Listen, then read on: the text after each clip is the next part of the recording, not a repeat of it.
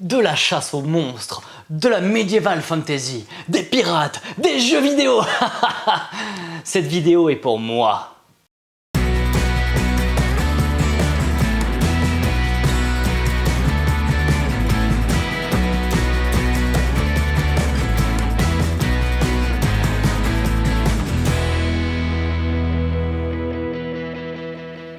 Salut à tous et bienvenue dans cette vidéo du vendredi. Comme à chaque début de vidéo, j'ai des petites annonces à faire et la toute première annonce à faire, c'est qu'en cette fin de vidéo, il devait y avoir un focus, un petit focus, comme d'habitude, vous connaissez ce petit format entre 5 à 10 minutes à peu près, où on vous parle de jeux qui vont bientôt sortir. Il se trouve que ce focus s'est transformé en une grosse vidéo, donc elle ne sera pas là en fin de vidéo, ce sera une vidéo à part qui sortira probablement le week-end à venir ou en début de semaine prochaine. En fait, tout simplement, il y a Quentin de Arcada Studio, le studio derrière Erune, qui est passé à la boutique et qui m'a fait jouer. On a joué ensemble à Spark Riders 3000, leur prochain jeu, un jeu coopératif de science-fiction, une course à la Mad Max, totalement effrénée dans un vaisseau spatial, donc du coopératif avec un plateau, mais une appli avec laquelle on va pouvoir communiquer. Elle va nous donner des informations, on va nous lui donner des informations sur ce que l'on fait dans le jeu, et elle va donner des événements aléatoires, tout ça, et waouh, c'était génial. Je m'étais dit que on allait tourner la partie et puis qu'on allait un petit peu couper pour raccourcir la vidéo, pour faire un petit format comme ce à quoi vous êtes habitués sur cette chaîne YouTube. Eh bien non, en fait, hors de question de tronçonner quoi que ce soit. Venez, regardez cette vidéo, dès qu'elle sort, jetez-vous dessus, parce que j'espère que vous allez partager mon enthousiasme. Moi je vais faire en tout cas en sorte de partager mon enthousiasme avec vous, parce que j'ai trouvé ce projet vraiment génial. La deuxième petite chose à vous dire en ce début de vidéo, c'est pour vous remercier, parce que vous avez fait plein de petits commentaires adorables pour me dire que vous adorez ce format où je suis tout seul face à la caméra, et vous me félicitez d'y arriver tout seul, parce que c'est vrai, c'est du travail. Sachez que effectivement je m'amuse avec ce format à le monter. Vous avez vu, j'essaie de faire des petites choses dynamiques lors du montage, que ça soit fun, que ça bouge, je fais des petites blagues, etc. Si je me permets de faire ce montage aujourd'hui de cette qualité-là, qui vous plaît en tout cas, c'est parce que je ne le fais pas toute l'année. Donc moi je fais là le montage durant l'été, durant le mois d'août du moins, parce que Alex n'est pas là, et en fait c'est Alex qui fait le montage tout le restant de l'année. Et voilà, si je me permets de faire ces petits montages bien fun qui vous plaisent tant, c'est uniquement parce que je ne le fais pas toute l'année. Si j'avais à faire le montage toutes les semaines comme le ferait Alex, je ferais un montage un peu plus concis comme on a l'habitude de le faire. Et donc tout ça pour dire, le vrai héros dans cette histoire, c'est Alex qui chaque semaine se couche le jeudi soir, mais super tard, pour vous monter la vidéo et pour que vous l'ayez à temps le vendredi. Alors merci beaucoup pour tous vos petits mots, mais alors faites-moi plaisir, mettez un petit mot pour Alex. C'est lui le vrai héros de cette histoire. Et on commence avec les retours en stock. Oui, je les mets pas à la fin. Pourquoi? Parce que quand vous avez regardé les nouveautés, vous restez pas avec nous pour les retours en stock. Et pourtant, les retours en stock, c'est cool. Alors, je les ai mis au début. Malin. Premier retour en stock, c'est pour Shards of Infinity, l'ombre du salut. Ça fait 6 mois, je crois, je sais pas, à la louche, qu'il n'est plus à la boutique, que vous l'attendez avec grande impatience. Il est là, il est enfin ici. Je récapitule, c'est donc une extension pour Shards of Infinity, le jeu de deck building. C'est une extension qui va rajouter un mode coopératif où on va combattre des boss sous forme de campagne. Juste à côté, nous avons les statuts pour Super Fantasy Brawl qui sont de retour. Ça fait une petite semaine en fait, j'avais oublié d'en parler alors que c'est un de mes jeux préférés de cette année. Mais il y avait quand même pas mal de choses à dire ces dernières semaines. Bref, de toute manière, c'est à la boutique. Super Fantasy Brawl, c'est un des jeux de figurines les plus cool de tous les temps. Oui, je mesure mes propos de tous les temps. Et le plateau est très cool, on peut totalement jouer sans les statues qu'il y a dans cette petite boîte, mais les statues sont indispensables tellement elles sont magnifiques. Et on commence cette vidéo avec la session de rattrapage de la semaine dernière. On devrait faire un petit générique. Antoine du montage, fait un montage de fou. Attention, session de rattrapage de la semaine dernière. Ah oui, donc t'as même pas essayé, ok. Sympa. Allez hop, on passe en mode caméra au point pour One Card Dungeon. La semaine dernière, je vous en avais parlé, mais j'avais pas pu vous le montrer dans la vidéo. Et bien cette semaine, je peux One Card Dungeon. Et bien tout est dans le titre, hein. C'est un jeu de donjon, 12 étages à parcourir, des monstres à affronter pour atteindre le trésor ultime. Alors j'aime beaucoup, il s'appelle le sceptre de MacGuffin. Pour ceux qui ne savent pas, un MacGuffin, c'est un procédé narratif, c'est un petit peu la carotte au bout du bâton, c'est un objet ou un personnage qui fait avancer la narration, comme par exemple la valise dans Pulp Fiction ou l'anneau dans Le Seigneur des Anneaux. Et voilà, j'adore ramener ma science en ce mois d'août. Que va-t-on faire dans ce donjon? Eh bien donc je vous l'ai dit, 12 niveaux, on va choisir un personnage parmi 4, paladin, ranger, sorcière et barbare. Je vais prendre la sorcière parce qu'elle est facile à jouer, à prendre en main, je l'aime bien. Elle dit une fois par niveau du donjon, on pouvait relancer tous les dés énergie. Et vous allez voir que c'est très utile. On va faire la mise en place ensemble. Je n'ai pas fait la mise en place justement pour vous montrer que c'est une mise en place qui est super facile à faire et c'est très agréable. On est donc au niveau 1 du donjon, on le voit ici. Hop là, il va falloir apprendre à viser en même temps le petit 1 du donjon. On sait qu'on va battre des araignées. Les araignées, elles ont 2 points de vie. Et ben, on va regarder où est-ce qu'il y a des 1 sur le plateau. Il y en a un ici et un ici. Je mets les dés sur la valeur 2. Pourquoi? Parce qu'elles ont 2 points de vie, les araignées. Vous voyez qu'au niveau 5 et au niveau 9 du donjon, je vais les affronter à nouveau. On les voit ici, les niveaux 5, il y a 3 emplacements, et niveau 9, il y a 4 emplacements. Ça veut dire qu'il va y avoir de plus en plus d'araignées. Bah ouais, forcément, ça va se corser. Les araignées, on a leurs caractéristiques, donc le déplacement, leur force d'attaque, leur défense et leur portée. Moi, mon petit personnage, il va commencer dans le coin comme ceci. On a 6 points de vie. J'ai des caractéristiques également. Ce sont les dés blancs. Hop là, non, ils sont pas comme ça. Il y en a 3 au niveau 1. C'est également mon déplacement, mon attaque, mon bouclier. Et par contre, j'ai une valeur au niveau 2, c'est ma portée. Parce que la portée, ça se calcule un petit peu différemment. À chaque début de donjon comme ceci, hop là, à chaque tour même, on va jeter les dés. Et les dés, bah, vous allez les assigner à des petites valeurs comme ça, des petites caractéristiques de votre personnage, ça va vous donner des bonus. D'où le fait de pouvoir relancer grâce à la sorcière, ça va être très utile si vous faites un jet tout pourri. J'ai tendance des fois à faire des jets tout pourris, je m'en prémunis. Je vais agir en premier, ensuite les monstres vont agir. Alors je vais pas vous faire un tour en entier, mais en gros je vous explique. Actuellement j'ai 4 de déplacement. Se déplacer de manière orthogonale c'est 2 points, en diagonale c'est 3 points. Bah, je peux par exemple me déplacer de 1, 2, hop là, j'ai utilisé mes points de déplacement. Si j'étais à portée, la portée va se calculer de la même manière que le déplacement. 2 orthogonales, 3 diagonales, on va regarder de coin D à coin de D, et bien je pourrais attaquer mes adversaires, je pourrais leur faire des dégâts selon la force de mon arme. Alors là je vais pas taper très fort malheureusement, hein. Et bah là j'ai un peu fait ce que j'avais à faire. Alors eh bien ça va être au tour des araignées, elles vont se déplacer également, elles vont essayer de se mettre à portée, hop, hop, elles sont, est-ce qu'elles sont à portée là? Hop là, voilà. Elles vont pouvoir m'attaquer à leur tour. On va calculer leur force d'attaque, on va diviser ma défense. Ça me fera peut-être perdre des points de vie, hop là. Donc on arrondit évidemment, on n'est pas des sauvages. Lorsque j'aurai battu tous les monstres, on va pas faire le combat en entier, hein, eh bien, hop là, je vais pouvoir passer à l'étage suivant. C'est la condition pour passer à l'étage suivant. Ça me permettra soit de monter d'un niveau, hop là, par exemple ma défense, ça peut être sympa, ou mon attaque, peu importe, ou ça me permettra de me soigner complètement. Et ça aussi, ça va être utile, même si pendant ce temps-là, ça vous fait pas monter de niveau. Hop là, One Card Dungeon, pourquoi? Parce que ce petit donjon, il est double face. Et qu'on va donc y trouver des monstres différents de chaque côté, et surtout eh bien, on va, à chaque fois qu'on va les recroiser, ils vont être de plus en plus nombreux, et c'est ça qui va faire la difficulté. Donc en fait on est face à un petit jeu de réflexion en solo.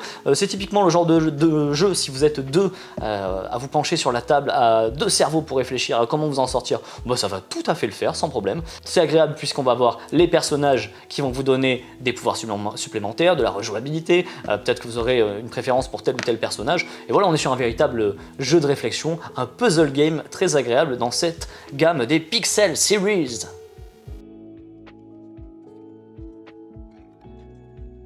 Le deuxième rattrapage de la semaine dernière, c'est celui-ci, c'est Tribute, jouer avec le diable. C'est du jeu de rôle, du jeu narratif, mais c'est surtout du jeu à narration partagée. Alors qu'est-ce que ça signifie? Ici, on a un MJ, un meneur de jeu, donc une personne qui va raconter l'histoire aux autres joueurs, qui va leur mettre des défis à surmonter.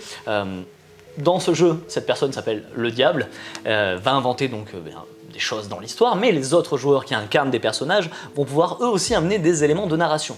Par exemple, si je suis un personnage joueur, je sais que je suis dans une salle, un complexe industriel, admettons, de nuit, il y a une créature des ténèbres qui m'attaque, eh bien je peux dire, eh bien je me munis d'un extincteur et je l'arrose. J'avais pas besoin de vérifier qu'il y avait vraiment un extincteur dans la pièce, narrativement parlant, etc. J'ai droit d'amener, moi, des éléments de jeu.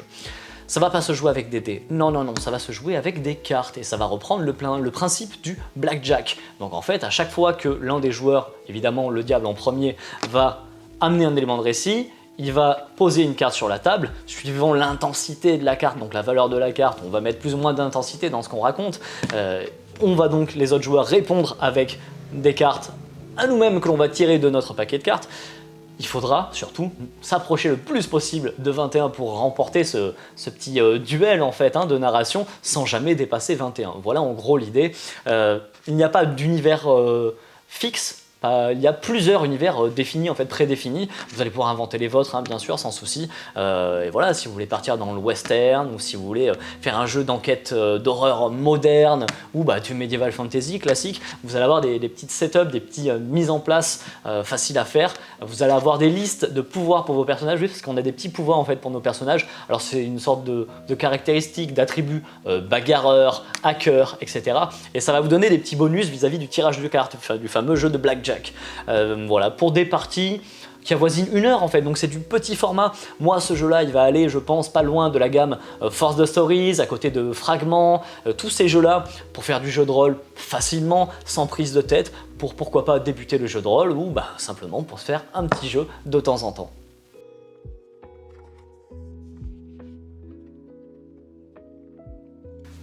Sonic Super Teams, un petit jeu à partir de 7 ans pour 2 à 4 joueurs, on peut jouer chacun pour soi ou en équipe. C'est un jeu de Max Gerchambault avec des jolies petites figurines de Sonic. Regardez-moi ce petit Sonic, mais regardez-moi ce petit Sonic. Et c'est un jeu dans lequel vous allez jouer une équipe de 2 personnages. Donc en début de partie, vous recevez une carte qui vous donne la couleur de votre équipe. Moi je prends les bleus, Sonic et Tails, parce qu'à part Knuckles, je sais pas du tout comment ils s'appellent les autres. Il y a Sonic aux cheveux blancs, Sonic aux cheveux noirs, je ne sais pas. On récupère donc notre équipe. Donc moi j'ai Sonic et Tails, ceux avec le petit support bleu. Et il va falloir que je fasse arriver les 2 personnages, mes 2 personnages, avant ceux des autres joueurs. C'est un jeu qui va se jouer avec des cartes de couleurs et de valeurs différentes. On va donc avoir 6 cartes en main chacun, c'est très simple, on va jouer chacun son tour. Quand c'est mon tour, je vais pouvoir jouer une carte. Admettons, je joue un 6 bleu, c'est super bien, je choisis un personnage de l'équipe bleue, ça tombe bien, c'est mon équipe à moi, et je le fais avancer de 6 cases.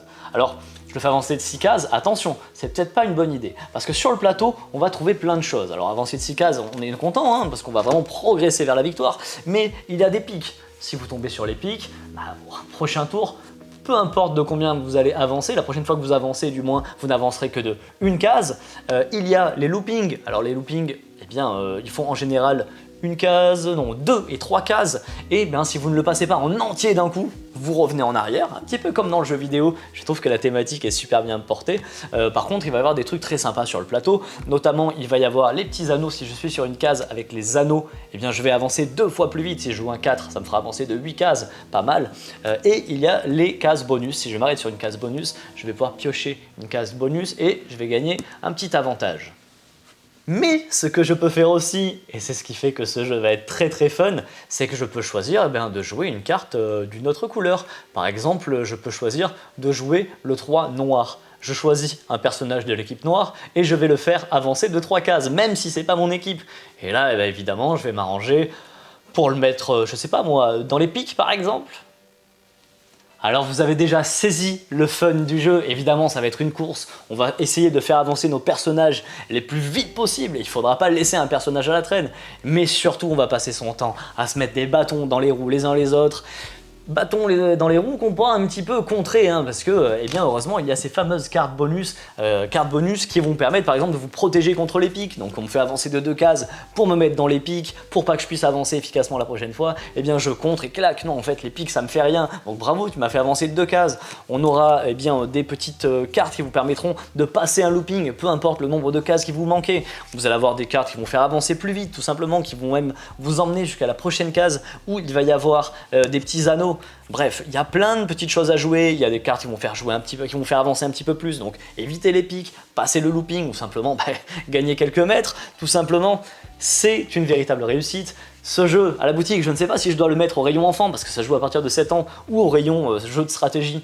tout public, tellement je sens que la moyenne d'âge, elle va pas être de 7 ans, non, non, ça va parler au cœur des grands enfants également. Les figurines, je vous l'ai dit en début de présentation, je les trouve vraiment super bien faites, elles sont mignonnes comme tout, avec leur petit look chibi, donc petit corps, grosse tête, petit look japonais de dessin animé avec des gros yeux de petits chats ou de petits chiots. Bref, Sonic Super Team, c'est une véritable réussite. C'est encore une semaine Ori Games et cette semaine, oh, ça sent la crasse. Mortum, un jeu d'enquête médiévale. Donc c'est un jeu d'enquête médiévale, peut-être médiévale fantasy, dans lequel on va choisir un personnage et un petit aspect jeu de rôle, puisque on va choisir un personnage avec sa classe, donc guerrier, voleur, assassin, etc. On a fait appel à nous pour une série d'enquêtes, alors qui sont a priori un petit plus ou moins connectées, donc une campagne. 3 enquêtes de 1h30 à ou quasiment 3 heures, 100 à 180 minutes qui sont marquées au dos de la boîte. C'est un jeu dans lequel il va y avoir tout un tas de pistes à fouiller et on va avoir du temps pour aller creuser ces pistes et on va pouvoir aborder ces pistes de différentes manières. Donc il va y avoir des cartes de lieux qu'on va agencer les unes à côté des autres au fur et à mesure que l'on va découvrir les lieux, explorer tout simplement. Il va y avoir des personnages avec lesquels interagir bien évidemment et comme je vous l'ai dit, chaque action que l'on aille fouiller, que l'on aille parler, qu'on aille tout simplement explorer, va prendre une certaine quantité de temps, des heures tout simplement. Et bien sûr, vous avez un certain nombre de jours pour pouvoir boucler votre enquête. En plus de ça, vous pouvez choisir de ne pas dormir. Alors ça va pas être une super bonne idée. Pourquoi ou de dormir peu? Parce que eh bien, vous allez prendre en gros de la fatigue. Et donc, si jamais vous décidez d'enquêter jusqu'à 3 h du mat, votre personnage, c'est pas étonnant si le lendemain, il se réveille à 14 h, 15 h, et ça risque d'être problématique pour l'enquête. Donc il va y avoir une vraie gestion du temps à prendre en compte. On va un petit peu se séparer sur les différentes techniques, les différents lieux et manières d'investiguer un petit peu autour de vos affaires. Il y a des actions qui vont permettre de simplement faire des fouilles quand il n'y a personne ou de vous mettre en poste d'observation sur des personnages ou des lieux où vous allez pouvoir faire un raid. C'est très simple, hein, c'est soit on est persuadé que le criminel ainsi que toutes les preuves sont là et on y va à ce moment-là et on saccage tout, on attaque tout le monde et on est sûr qu'on a réussi notre coup. Faut pas se planter, hein. Soit on gâche tout comme des gros bourrins et plus personne ne veut jamais nous parler. Alors je vous l'ai dit, différentes approches des différents éléments d'enquête. Le personnage que vous avez choisi va venir évidemment avec son petit lot de bonus bien à lui. Cette thématique qui est, je trouve, très originale et surtout les illustrations, le travail artistique. Le jeu est tout simplement vraiment très beau. Je vous invite à faire des petites recherches dessus parce que je ne peux pas vous montrer les illustrations là maintenant, mais le jeu est franchement très beau. Bravo Ori Games, une fois de plus. Et ce deuxième jeu Ori Games, c'est le trésor de Davy Jones. Ah mais je vais pas remettre mon déguisement de pirate moi en fait. Haha, regarde Moussaillon, moule à gaufre. J'ai pas de déguisement de pirate en fait. Alors le trésor de Davy Jones, c'est un jeu coopératif pour 1 à 5 personnes, c'est un jeu de Kane Klenko, et oui je regarde derrière le dos de la boîte parce que j'avais oublié, c'est un jeu pour des parties de plus ou moins 1 heure et à partir de 12 ans, et c'est une thématique pirate, vous l'avez compris. On joue des pirates, des forbans, des flibustiers, appelez-les comme vous voulez. On a vu ce bateau au loin en flammes et on s'est dit mais attends, mais ce serait pas le bateau maudit de Davy Jones dans lequel son trésor est protégé par une armée de morts-vivants? Mais on y va alors. On attend quoi, là? Hop là, oui, ça méritait de voir le dos de la boîte. Ça méritait de voir le dos de la boîte parce que ça va être beaucoup plus facile pour vous expliquer. Eh bien, en gros, on va partir à l'abordage de ce bateau, le châtiment de Skellige, et on va donc voler le trésor de Davy Jones, qui est protégé par le capitaine Smith. J'adore les jeux qui racontent des histoires. On a chacun notre petit personnage comme ceci. On va choisir un niveau de difficulté, c'est le nombre de trésors que l'on va devoir ramener, et on va explorer de salle en salle. Ces salles, vous l'avez compris, elles sont en flammes, elles sont en proie aux flammes. Ce sont les dés qu'il y a dessus, donc eh bien, ce sont des dés de valeur de flamme, de chaleur, d'incendie. Vous vous déplacez dans les incendies, ça va vous coûter de l'énergie, ça va vous fatiguer si vous n'avez pas assez de points d'énergie, si vous avez trop de fatigue, eh bien vous n'allez pas pouvoir rentrer tout simplement dans le lieu où les flammes sont trop puissantes. Il faudra combattre des ennemis, donc eh bien vous allez pouvoir augmenter votre niveau de combativité en ramassant des petits sabres et vous allez pouvoir donc combattre ces ennemis. Attention, s'il y a trop d'ennemis sur le plateau, vous perdez. Attention, si vous avez tout exploré, s'il y en a qui meurent,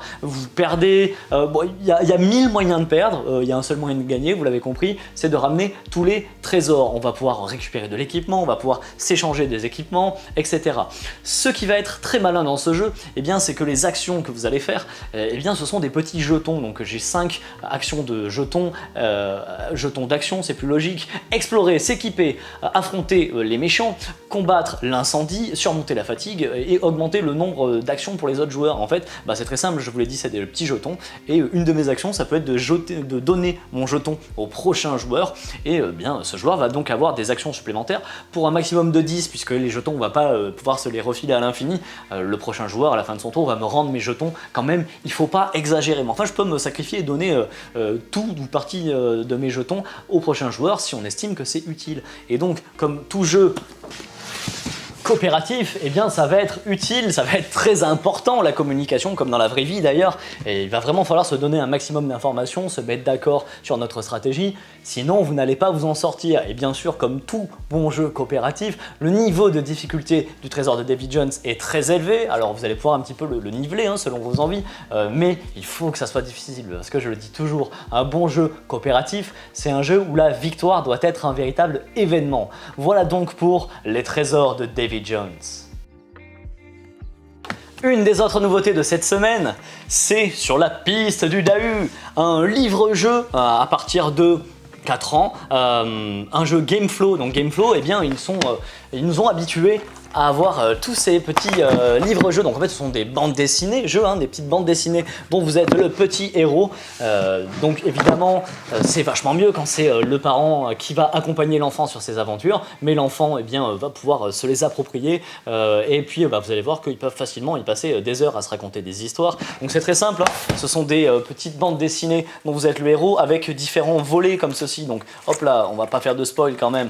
Hop, j'ai une position de départ et puis selon les décisions que je vais prendre, je vais tourner tel ou tel volet d'un certain nombre de petites pages qui va m'être indiquées et ça va m'emmener dans d'autres embranchements de l'histoire. Et souvent, ce qui est très sympa, c'est qu'on va avoir ces petites roues sur les côtés qui vont gérer différentes ressources, alors soit des coéquipiers, soit de l'énergie, soit des objets qu'on va trouver tout simplement, notre inventaire, et c'est très très malin. Donc ça c'est une gamme qu'on aime beaucoup à la boutique. D'ailleurs les jeux Gameflow de manière générale on adore, vous en avez parlé quand on était revenu de Cannes, on vous avait parlé de Dor Dragon d'Or, c'est un jeu enfant qu'on attend pour cette fin d'année et qu'on a vraiment adoré, et donc je tergiverse, sur la piste du Dahu, eh bien on va partir chercher le Dahu. On part à la chasse au Dahu, c'est une thématique que j'adore, ça m'a vraiment éclaté.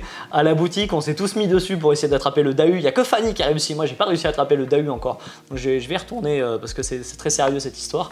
On peut choisir de jouer Ivy ou Will et on va partir avec un animal, soit le faucon, soit le chien de berger qui va nous accompagner dans cette quête pour aller chasser le Dahu. Alors le Dahu, je sais pas si vous connaissez, mais c'est une sorte d'animal folklorico-mythique. Il paraît que ce serait une espèce de bouc ou de chèvre avec des pattes plus longues d'un côté que de l'autre pour être à flanc de montagne. Et si vous voulez le découvrir, il va falloir partir sur la piste du Dahu. Et on termine avec ce gros morceau qu'est Warcry, le cœur de Gur. Donc Warcry, c'est une mouture de Warhammer Age of Sigmar. Ce sont des boîtes comme ceci où on va avoir des armées. Donc là, il y a 2 armées dans cette grosse boîte-là. Il y a du décor, il y a des cartes, il y a des dés, il y a des réglettes, il y a les règles à l'intérieur. Ça fait toujours plaisir d'avoir les règles avec quand on part dans un wargame. C'est du petit jeu d'escouade, on va pas avoir des milliers de figurines. On a quelques personnages et va falloir arriver à s'en sortir avec ça. Ici, on a d'un côté les démolisseurs qui sont des hommes avec des crânes d'animaux et des pics un peu partout, et en face des espèces d'alchimistes de la peste corrompue, je sais pas trop quoi. On est dans une ambiance Warhammer, c'est exactement ce qu'on aime. C'est a priori des règles qui vont être plus simples, plus accessibles, un peu épurées vis-à-vis du Warhammer classique. Je ne rentrerai pas dans les détails parce que j'ai pas eu le plaisir d'y jouer, même si j'adore les wargames. Bref, sachez que cette grosse boîte Warcry, le cœur de Gur, est dispo à la boutique. Et voilà, on arrive à la fin de cette vidéo. J'ai cherché autour de moi s'il y avait encore des jeux, j'avais l'impression que j'oubliais quelque chose. Non, je crois que je vous ai tout dit, j'espère, ou alors je vais m'en rendre compte la semaine prochaine, et puis je ferai un petit errata, c'est pas grave. Non, je pense qu'on a parlé de tout. Il n'y aura donc pas de focus dans cette fin de vidéo. Comme je vous l'ai dit, il va y avoir une grosse vidéo sur Spark Rider 3000 qui arrive là très prochainement dans les jours à venir. Allez la voir, franchement, elle dure plus longtemps que ce à quoi on vous a habitué, mais vous allez voir à quel point on peut s'éclater sur ce jeu, et surtout en termes de technique, d'inventivité, d'innovation, on est vraiment sur quelque chose qui met la barre très haute, et on le dit dans la vidéo, c'est français, et ça c'est encore plus cool. Voilà en gros pour le point Spark Rider 3000, on peut dire que j'aurais pas fait semblant, mais vous allez voir mon engouement pour ce jeu. Donc pas de focus cette semaine, je pense que je vous prépare un petit focus pour la semaine prochaine. Par contre j'ai un petit truc sympa dans les tiroirs. D'ici là, amusez-vous bien, mettez-nous des petits commentaires et à bientôt chez Jeux des cartes Bordeaux.